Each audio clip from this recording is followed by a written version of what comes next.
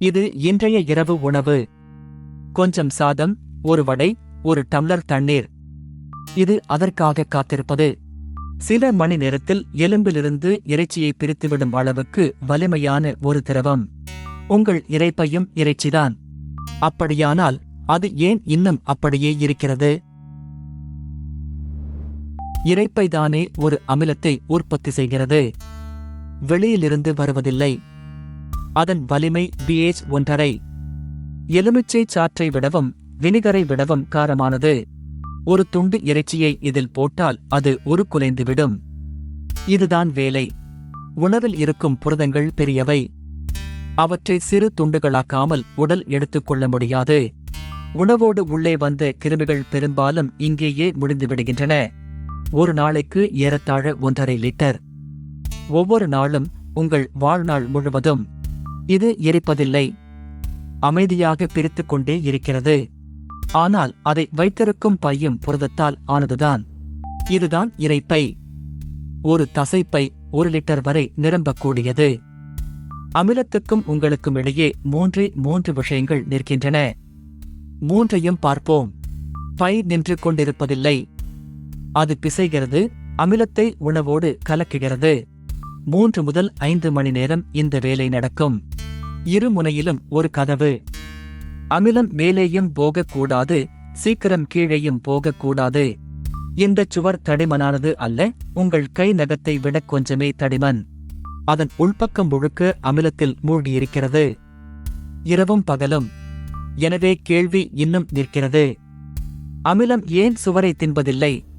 சுவரை மிக அருகில் பார்த்தால் அது வெறும் சுவர் அல்ல என்று தெரியும். முதல் விஷயம், ஒரு போர்வை. 1/2 மில்லிமீட்டர் தடிமன் கொண்ட ஒட்டும் தன்மையுள்ள ஒரு அடுக்கு. அமிலம் அதன் வழியாக நீந்த முடியாது. அது ஒட்டிக்கொள்கிறது, மெதுவாகிறது, நின்று விடுகிறது. இரண்டாவது, அந்த போர்வைக்குள்ளேயே அமிலத்தை ரத்து செய்யும் ஒரு பொருள் கலந்திருக்கிறது. உள்ளே நுழையும் நேரத்திற்குள் அந்த துளி அமிலமாக இருப்பதில்லை. இந்த போர்வையை உருவாக்குபவை சுவரின் மேல் வரிசை செல்கள். அதுவே அவற்றின் ஒரே வேலை. அவை ஒன்றோடொன்று இறுக்கமாக ஒட்டியிருக்கின்றன. இடையே இடைவெளியே இல்லை. 3இல் 2 முடிந்தது. ஆனால் 2இலும் ஒரு பிரச்சனை இருக்கிறது. அந்த போர்வையும் புரதம்தான். அமிலம் அதையும் ஒவ்வொரு நொடியும் கரைத்துக் கொண்டேதான் இருக்கிறது. அதனால் போர்வையை ஒரு முறை போட்டுவிட்டு விடுவதில்லை.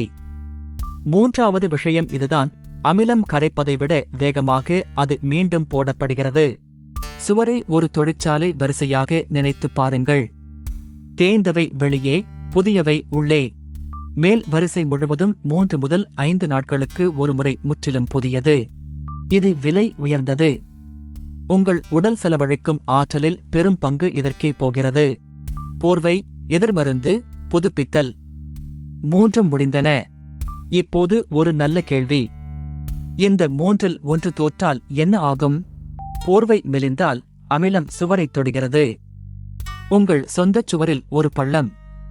அதற்கு பெயர்தான் புண். பெரும்பாலான நேரங்களில் காரணம் ஒரு கிருமி. அது போர்வைக்குள்ளேயே புதைந்து கொள்கிறது. பல 10 ஆண்டுகளாக மருத்துவர்கள் புண்ணுக்கு காரணம் மன அழுத்தமும் காரமான உணவும் என்று நம்பினார்கள். ஒரு மருத்துவர் அதை நிரூபிக்க அந்த கிருமியைத்தானே குடித்தார். சில நாட்களில் நோய்வாய்ப்பட்டார். வலி நிவாரண மாத்திரைகளும் அதே வேலையைச் செய்யும். அவை போர்வையை வெளியேச் செய்கின்றன. எனவே இன்று பெரும்பாலான புண்கள் ஆன்டிபயாடிக் மாத்திரைகளால் குணமாகின்றன. உணவு மாற்றத்தால் அல்ல. ஒரு பள்ளம், ஒரு நபர். அறிவியல் தவறாக இருந்த காலத்தில் இது யாரோ ஒருவரின் வாழ்க்கை. தொடக்க கேள்விக்கு திரும்புவோம். இரைப்பை அமிலத்தை தாங்கும் பொருளால் ஆனது அல்ல. அப்படி எந்த பொருளும் இல்லை. திறந்த குழாயின் கீழ் இருக்கும் வாளி காலியாக இருப்பது போல. நிரம்புவதை விட வேகமாக காலி செய்தால் அது காலிதான். அமிலம் ஒரு பக்கம், போர்வையும் புதுப்பித்தலும் மறுபக்கம்.